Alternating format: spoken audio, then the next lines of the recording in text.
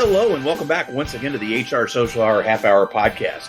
This is episode 179. John and Wendy talk to Rocki Howard. I'm your host, John. And I'm Wendy. How are you, John?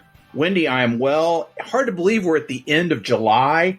We want to thank once again our friends over at Hewler. Yes. Across the pond. We really do appreciate Hewler being with us for the entire month. And to Nikki Hoyland and her entire staff, just thank you for being part of this adventure. And Wendy, I think they didn't realize what they were signing up for. They did not. When not only being with us, but the fact that they kind of got an added bonus when we hit our major milestone last week. That was, we knew it was coming, but you can't really predict that exactly when it's going to show up. But, John, congratulations, 100,000 downloads. Did you ever imagine in your wildest dreams? No. I can remember when we used to talk about 50 or 100, and way back when, I would send you a note every time we hit 1,000 and the next 1,000. Yeah. It is incredibly humbling, amazing. Yeah, never would have dreamed it. Never thought about it. Never. You actually get, Podbean gives you a banner or a thing when you hit 100. That was kind of a fun little thing. Yeah. We had talked about, for those of you that missed the Ask Us Anything show, the intent was to have a beer that we would have to celebrate, not on the show, but actually be able for people to have a social hour ale. Yeah. Sadly, that's not going to be the case. No. We're still figuring something out for everybody. It may be as simple as a sticker that said, I listened to the HR Social Hour and all I got was a stupid sticker. I don't know. We did have the idea from Kyra Makovich to have a special Bananas Foster ice cream. So I am trying to figure that out, how that might work in an ice cream. So maybe we have a special edition of ice cream. How we get that sent out to people, we'll have to see. we will have to see, but we do want to thank everyone that's taken part. Listeners, sponsors, guests, fans, anybody and everybody that's been part of this adventure so far. And I have to tell you, Wendy, Rocki is the first person and probably the only person I've ever bonded with over a burrito restaurant that shut down 25 years ago. When we first spoke, we were talking about Chicago, and I mentioned the Big Burrito. Rest in peace, Big Burrito. We just hit it off, and I was like, oh, she's got to come on the show now, because not only is she doing awesome stuff in what she does in her day job, but she actually remembers the Big Burrito too. So let's make the introduction and get started. For sure. So I am super pumped to welcome Rocki to the show. She is acknowledged as one of the top 100 minority executives 2 years in a row. She is the Chief Diversity Officer for Smart Recruiters and the host of the Voices of Diversity podcast and a tenured talent acquisition strategist. She is proud over 40 Black Christian wife and mom who prioritizes being a voice for the underrepresented. She is on a mission to help her customers disrupt the intersection of diversity and recruitment and create systems that lead to simple, substantive, sincere, and sustainable diversity solutions. She believes if we change the lives of the underrepresented, we change the world. And I agree with that wholeheartedly, Rocki. I'm so excited to have you on the show. Our first question, as always, what is in your glass? First of all, before I say that, I just want to say, as a fan of the show, as a Southside Chicagoan, and as a fellow podcaster, I'm so excited about your milestone. Congratulations. And thank you for inviting me to be part of the show. I'm so excited to be here. What's in my glass? Well, I will tell you, my glass is pretty full right now. I have had tons of exciting work going on with Smart Recruiters. We are just about to launch our State of Diversity Hiring Report, which is going to be really a good view of where we are in reality. If you are familiar with Smart Recruiters at all, you will just see I have hit the unicorn den. So Smart Recruiters just hit unicorn status. We just did our Series E, valued at $1.5 billion. and had a ton of investment behind that. So we are starting to hire like crazy. So if you're looking for a job, come check us out. With that, I've been supporting our HR team, and I'm working. Our podcast just hit its 20th episode. We're about to come out of hiatus, and I'm still in that place that you are, where every couple of hundred or every 1,000, we just hit 2,000 downloads, and I thought I would turn a cartwheel in my living room. And I am working on a project that hopefully when it goes a little bit more public, I can come back and talk with you guys about. But fundamentally asking the question, is the seat enough? I am also about to renew my vows and celebrate my 30th wedding anniversary. So my glass is pretty full. Oh, wow. Congratulations. 30 years is awesome. It is. And more importantly, I love him every day and still like him most days. So this is, we're doing well. I love it. Rocki, let's step back just a little bit. How exactly did you get your start in human resources and recruiting? And then what led to this move to Smart Recruiters as the Chief Diversity Officer? I'm guessing you want the real story, not the like prettied up version of the story. You want to hear whatever you think people should know. And I do think it's important for people to realize that not everyone follows a traditional path, right? And, goes to school and majors in something and graduates and then go and does that thing. And I am probably a really good example of that. And not everybody starts off in a perfect and privileged path. So I was actually working retail, and my now husband of 30 years then was not my husband. And I decided we'd get knocked up before we got married. And so, this put me in a bit of a quandary. I've got quite a bit of energy. And so the thought of sitting at home for 3 or 4 months, waiting to relocate and do all of this, we were in the middle of a transition, did not work. I couldn't keep working my retail job because I was at Western and, I can't think of the cross street. Anyway, I was deep in the hood. The store had been robbed like 4 times at gunpoint. And, like when you have a baby in your belly, that's just not what you want to do. And so I showed up at a temp service and said, out in Rosemont, and said, look, I need a job. Don't know if you can tell. I really need a temp job because I'm not going to be around much and I'm kind of knocked up. And what do you have? I started as a temp receptionist for a recruiting firm, and actually sat at that front desk back in the day when like people had to actually come in and pick up a paycheck, or they had to come in and do typing tests on this now defunct thing called a typewriter, right? And, things like that. And so I would get bored because there wasn't enough to do. And so then I'd start asking the recruiters, what is it that you do? And can I help you with this, et cetera? And so I fell in love with this whole thing of, oh my gosh, you mean I can talk all day, help people and make money? Well, like sign me up. And while that company did offer me a job, I didn't stay because I was relocating. They didn't have a location where I was going, but that was how I fell in love with recruiting. And so that has determined my path. And I've either been in TA or HR my whole career. You've done that. And then this Smart Recruiters opportunity opens up. How did that come to pass? I had the opportunity to really grow and excel in my recruiting and my talent acquisition career. And I love TA. I spent the last 13 years in the RPO industry. And the more I spent time in RPO, I ran global teams across the globe. And as I grew as a leader, as a Black woman, I felt a real responsibility to drive diversity within the teams that I had direct responsibility for.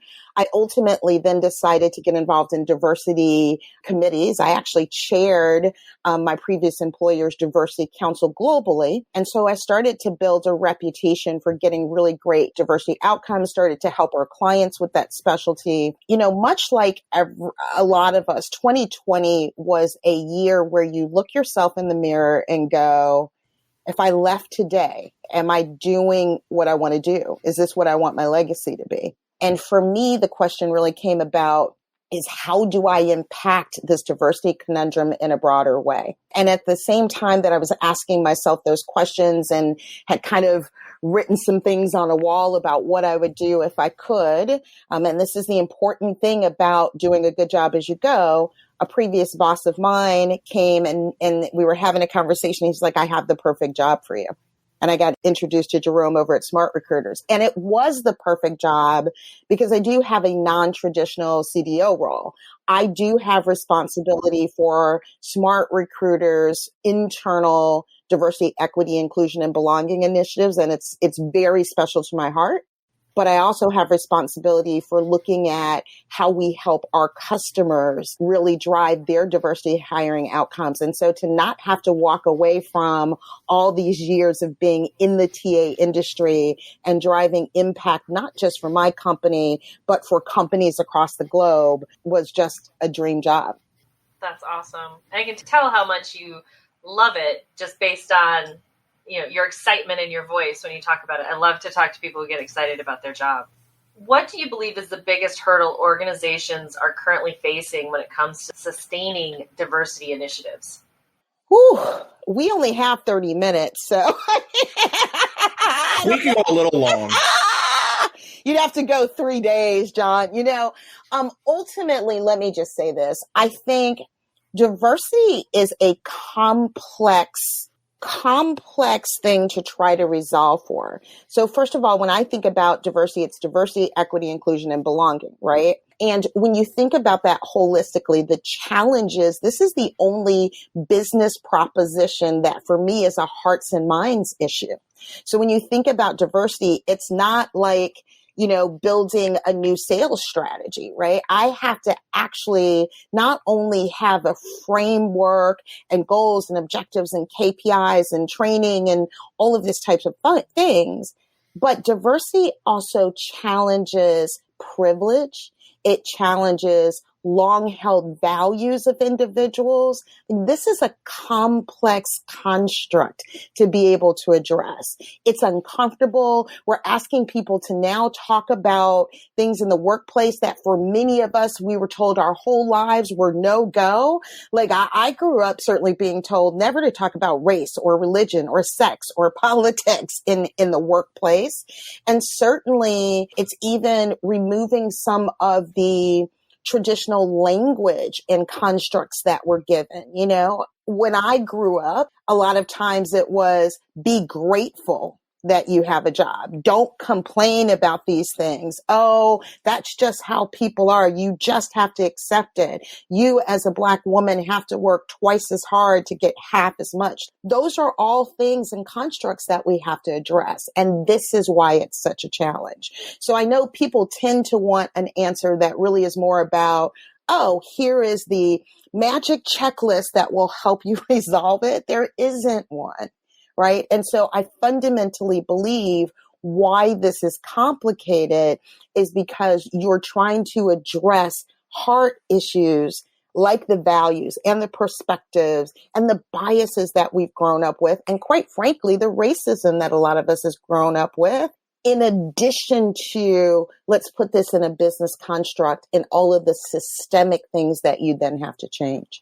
Rocki, you mentioned that one of the things you really enjoy with Smart Recruiters is that you still are in this talent acquisition space. I think between the three of us, 60 plus years experience doing this, I think we can agree that as much as things change, a lot of things stay the same with what we do. What are you seeing with the organizations that you're supporting beyond the diversity initiative piece? What else do you think companies are going to be focusing on in the next several years when it comes to recruiting? It's interesting because I think we are looking at all of the technology that helps empower the process. And so there is this constant conversation about how do you automate the process, et cetera. I've never been exceptionally concerned about that because I think the automation is really about how do you make recruiters more productive and allow them to focus on what's really the core of their job, which is connecting with people and understanding the needs of people and then building a value proposition for what their organization has to offer that meets the needs of those people. John, Wendy, you guys go back to when we started recruiting, in the quad, on the desk, when, with the fax machine, and when you could still smoke in buildings, and like back in that day where you had your piece of paper that you made your 100 calls a day. You guys, I know you know what I'm talking about. But the great thing about that is when I grew up as a recruiter, you could not present a candidate without understanding their why. Why is it that they're looking? What's really going to help them move? What are their challenges right now? What's their circumstance?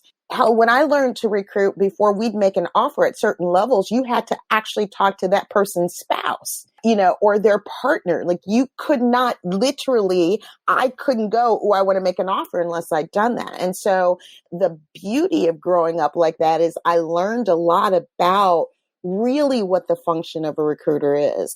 If you bring that fast forward to what companies are trying to do today, you see all of this focus on candidate experience. We didn't have to talk about candidate experience so much in the day because we couldn't put candidates into a blind pipeline where they applied online and they just kind of fell through the cracks, right? You had to actually talk to people and you had to respond to them and you had to follow up with them. So I think from my point of view, the consistency in that theme is going to be about candidate experience. How do we then leverage the best parts of technology? What do we automate to make space for this very specialized person that's really a wonderful kind of matchmaker between what a candidate is looking for and what a company needs, and what a company needs and what a candidate is looking for? Well, you know what I mean. I think so. No, you got it. And I love that, trying to find that balance between the contact and the technology, because we can use the technology to mask some of, take the place of some of that contact, but we need to make sure that it's meaningful and not just, autobotic or sounding like a robot. Love that. Can't wait to see more, see where that takes us for sure. For sure. Rocki, you've been podcasting for a while, and we love talking with other podcasters. That's one of our favorite things. Tell us about Voices of Diversity, how you got started, and what's been the biggest surprise for you. So I think for me, there was a gap as I came into this diversity work, right? There's so much time spent on the larger framework that we have to be able to address to make progress within all of our companies. But I found from my perspective, I just wasn't spending as much time as I would prefer to spend talking about people. How does this problem impact people? That's how the Voices of Diversity was born, because I wanted to be able to tell the stories of what it feels like to be historically excluded. What is that experience like? And when you go back to something that I said earlier about this being a heart and mind issue, sometimes people just don't have experience. They can't even imagine what this feels like. Sometimes people are going, oh, no, that doesn't still happen, or people are overinflating it. And so I really wanted to create a platform to tell the story. So Voices of Diversity tells the stories of people who have been historically excluded in various dimensions of diversity and what it feels like to be excluded in working corporate America. So everyone from people on the autism spectrum to single moms to Black leaders, we do it all. And I think the thing that surprises me about it all is it's been well received. We just started in January this year. And I think every single episode, there's a moment in that episode where someone says something that imprints itself on my heart. And I'll give you an example. So Dr. Dave Caudell, who has Asperger's, during his interview said it was harder for him to get his PhD in physics than to learn how to have a conversation with a stranger. I feel like every single episode that we do, we get this nugget that helps people understand why it's important for these stories to be told. As much as we love podcasts, we love stories even more. I love a good story, right? We love gleaning something out of all these conversations, too. And there's not enough of us, I don't think, telling these kind of stories or talking to people. Rocki, we crowdsource questions now from previous guests. Chris Hadley asked, if you had a theme song for when you entered a room to present, what would it be? Oh, that's easy. I do have a theme song. It's Whitney Houston, Shaka Khan, I'm Every Woman. It's all in me. Love it. I love it. Yeah, it's on my power playlist, so I love the song. Now, have you actually used it to go into speak when you're doing something? I actually have. Nice. I actually have. I think you're probably the first person we've had that we can probably say has actually had theme music going in. Yeah. I don't do it often because it's that, you know what, when you've got those kind of powerful voices, you better be able to back it up. Oh, yeah. Well, with that, we're going to take a quick break and we'll be right back. A world where working habits and patterns have been forever changed, feeling connected to the systems, tools, and people that you rely on daily can be increasingly challenging and time-consuming. Imagine a digital launchpad to all of your sites, systems, and applications. A place where, no matter where in the world you are, you can communicate, collaborate, share, and feel truly connected to your workplace and colleagues. Say hello to the future of workplace engagement. Say hello to Hula. Hula is a more human way to work and play. It allows you to organize and streamline your work and life inside a beautiful and customizable user experience. The future of work is a simple, beautiful, and smart way to link you to everywhere. Hula makes life and work easier. No more endless clicking and searching for links. It's probably the easiest 3 clicks you'll ever make to get to the content you need most. It's that simple. Hula is everything you need now in one place. Try Hula for free today at hula.io. And we are back. Rocki, it is now time for everyone's favorite part of our show, the half-hour question connection.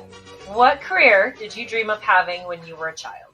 I wanted to be a dancer. I grew up in the days of Fame, and I wanted to be a dancer. I danced for 13 years. Wow.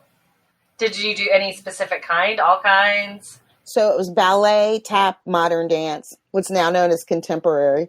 Rocki, who's one person you've gained your network in the last year you think more people should know? Oh, I hate this question. My network has expanded so much in the last year. Right now, I have my nose in the book called Plantation Theory by John Graham. And he is an incredible strategist over at Shaker Recruitment. Shaker's doing some really great things around putting together kind of a cultural index around race for organizations. And John's just written this book with a very provocative title called Plantation Theory. I'm going to throw John out there. There's a whole list of people. So if you're listening and I've met you in the last year, don't be mad. How do you maintain balance? I don't. I really don't. I you know what? That's the truth, right? I strive for balance. It's not part of my personality, quite frankly. I mean, I am a high energy person. I'm all or nothing. And so I don't do very well with balance. I would not ever want anyone to follow my lead in this. This is not a way where I set a really good example. But I will say that, my husband is really key and critical for kind of calling me out and tapping my shoulder when I just get too far over the edge. And he will just say, you know what, like enough is enough. I'll be honest, I'm not good at balance. Well, that's okay. How do you enjoy giving back to the HR recruiting community? You know what? For me, it's really about mentorship. I have several mentors that are in the HR community. I set aside a couple of days a month where people want to connect and communicate and ask questions and share ideas. And I think it's important for us to stay connected and learn from each other and grow. Rocki, what's your favorite movie? So again, a really, really long list, but the one that's on the perennial is, I don't know if you guys will know this, I'm going to old school. It's Working Girl. So, Wow. Yeah, let's go back to late 80s, early 90s, Melanie Griffin and Harrison Ford. I just always saw a bit of who I wanted to be in that movie when I saw it. So it's still one of my favorites. How about the first concert you remember attending? So it was actually a jazz concert, and her name was Randy, and I can't think of the last name. And then, the first kind of rowdy one was Jodeci. Yeah, I'm a 90s R&B boy band Nothing wrong kind with of girl, right? Nothing wrong with that. What was the last show you binge watched? Oh, so my husband and I have been binge watching The Good Wife. So really, love The Good Wife, love the show. Yeah, we're in season 7, wrapping it up, right? Halfway through towards the very last episode. So yeah, The Good Wife. Rocki, what's a hobby or a thing you really like to do that may surprise people?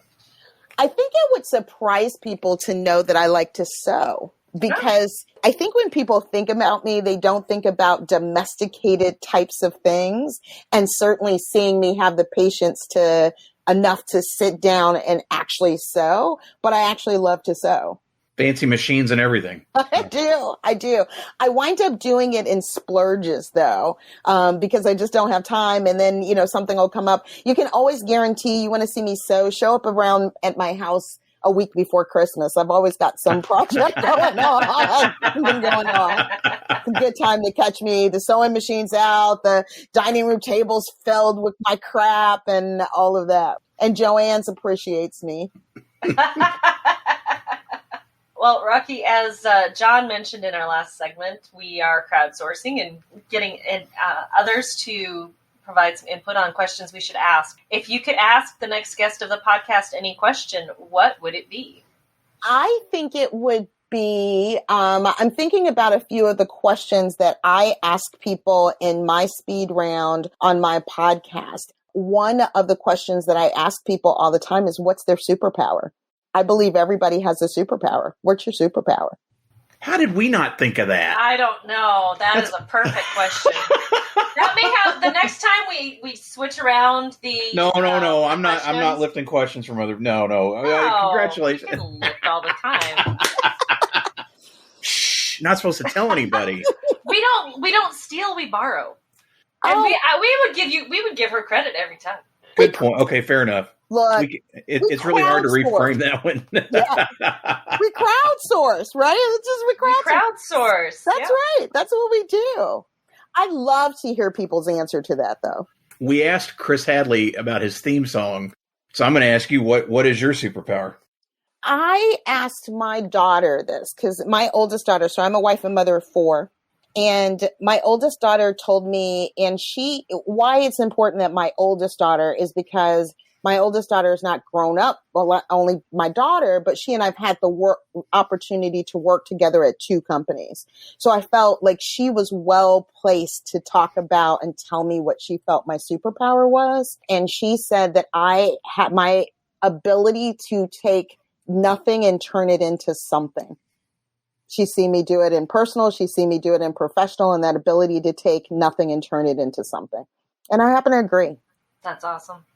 Rocki, I appreciate the fact that you have a superpower to create a podcast and to be at this for as long as you have, and to remember the Big Burrito, because that's a superpower. I can't thank you enough for doing this. I was so excited after our last conversation to get you on board and have this conversation. I knew Wendy was going to be really excited to have you here too. And this is just a great way to end the month and keep things moving. So I'm going to assume that most of our listeners are probably connected with you, but if they are not, best way for me to reach you out there and to find the podcast. Yeah. So they can find the podcast in any podcast player. It is called The Voices of Diversity. You could also go to our website at thevoicesofdiversity.com. I am most active on LinkedIn. It's Rocki with an I. Howard, please come connect with me. I'm also out there on Twitter and Instagram, but that's a gamble. But I monitor LinkedIn all the way. So absolutely would love to connect. We will have that in the show notes. And then Wendy, how about you? Best way for listeners to find you out there? Best way, as always, is on my blog, mydailyjourney.com, daily D as in dog, AILEY. And of course, the second and fourth Sunday of each month, you will find me on Twitter, 7 p.m. Eastern Time, as part of our twice monthly Twitter chat. How about you, John? Once again, want to thank Hewler for joining us for the entire month of July as a sponsor. Thank you. We always appreciate it. And again, first international sponsor, great way to do it and to be able to celebrate our milestone with us. But as for me, johnthurman.com for all things John Thurman, and for the show, hrsocialhourpodcast.podbean.com. Listen, rate, review, share, follow. Whatever platform you're on, just hit that follow and you'll get every show every week when it comes out. International listeners, continue to be blown away. I think for the month of July, I think we picked up 4 or 5 new countries. It's just amazing. And we want to talk to you. So please reach out to us. You know the ways to do it. We're anywhere and everywhere. I fully believe somehow you can find us. Let's talk and let's have you part of the conversation on the show. Rocki, again, really appreciate you being with us. Thank you. So for the HR Social Hour Half Hour Podcast, I'm John. And I'm Wendy. And as always, be sure to connect, give back, and network. Take care, everybody. We'll see you soon.